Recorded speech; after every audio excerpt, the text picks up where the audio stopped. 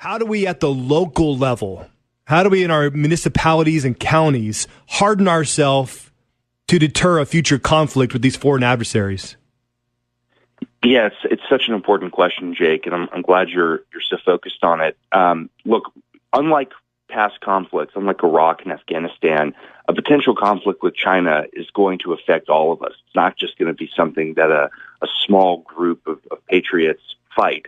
Every American's going to be impacted, and that's because that's what the Chinese want. They say in their doctrine and how they think about conflict that they want to broaden conflict to affect everyone. You know, and us in Oklahoma City, we're not going to be exempted.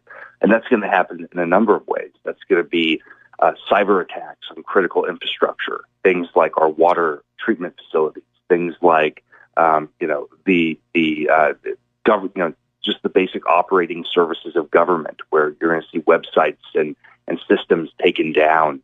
You can see utilities, electric utilities taken down, the power grid, just all the basic infrastructure that we rely on to keep our society going. That's all a target.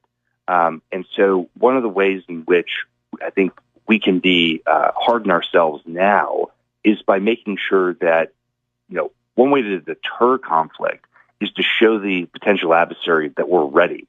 In addition to these pieces of legislation, Governor Stitt signed an executive order that I was very pleased to work with him on just a couple of months ago.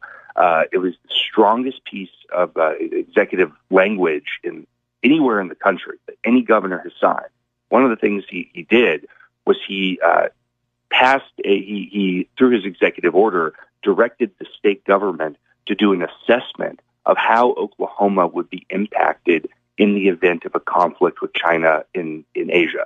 And so that's looking at every aspect of our state government and saying, okay, what would happen to the education department? What would happen to the transportation department if the Chinese chose to target us in the event of a conflict?